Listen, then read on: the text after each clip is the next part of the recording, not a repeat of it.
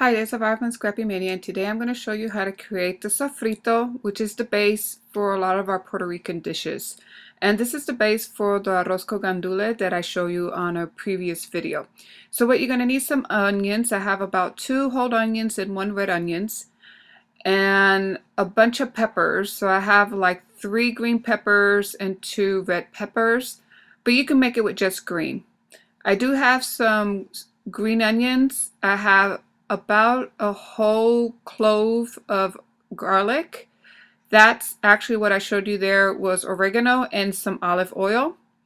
And I'm also going to put a little bit of lemon for the acidity. So you're going to put all these, you're going to just chop it up and put all your onions, your garlic, and your oregano and your green onions in a blender. So everything gets blended. Now if you have a food processor, you can also use that. You're just going to have a finer chunk of the of this paste. It's not going to be as liquefied.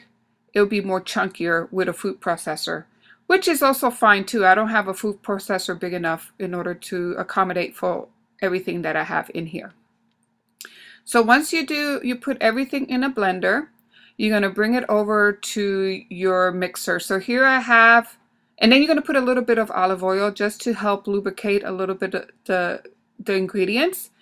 And I have a Vitamix, and it's very good because it really crush all the onions and the garlic and everything. It does make a fine paste. It's also a great blender for margaritas. It makes very nice frozen drinks, and you can even make ice cream with this blender. It's the same kind of blender they use at Jamba Juice and those juice stores that sell smoothies and things.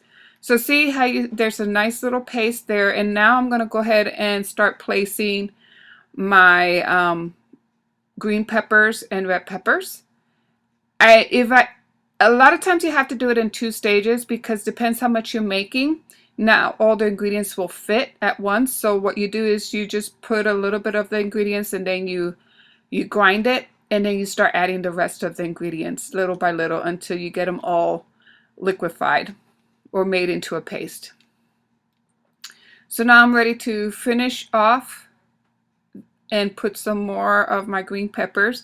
And notice the color is it's white as opposed to green as my previous sofrito. It all depends on what you're using. Plus, if you use fresh cilantro, which I didn't have in this case, I use dehydrated cilantro and a little bit of oregano. The cilantro gives it a lot more color and makes it greener. But it still would taste good. It still tastes the same. And then once you do that, we're going to go ahead and store this. So here I'm showing you what we got. So here I'm just kind of putting it all in one container so you can see how much that makes. It does make a big batch of sofrito.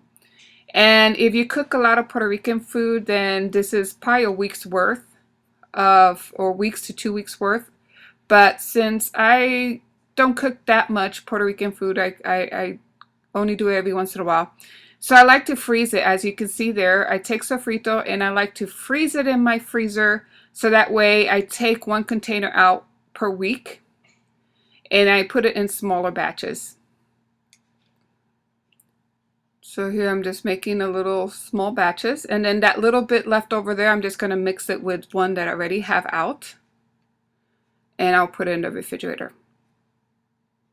So then it does seal pretty nicely, and it does store for at least 6 months in the refrigerator. And the advantage of making small portions is that you can take little bits at a time out instead of taking the whole mix out and not use it and have to throw away because it got bad. So here is where I'm showing you where I place my sofrito, put them back in the freezer, and then it's good for 6 months. So stay tuned for the next video that I'm going to upload, and where I'm going to show you how to make the arroz con gandule which is rice with pork and gandules. And thank you for watching. Bye now.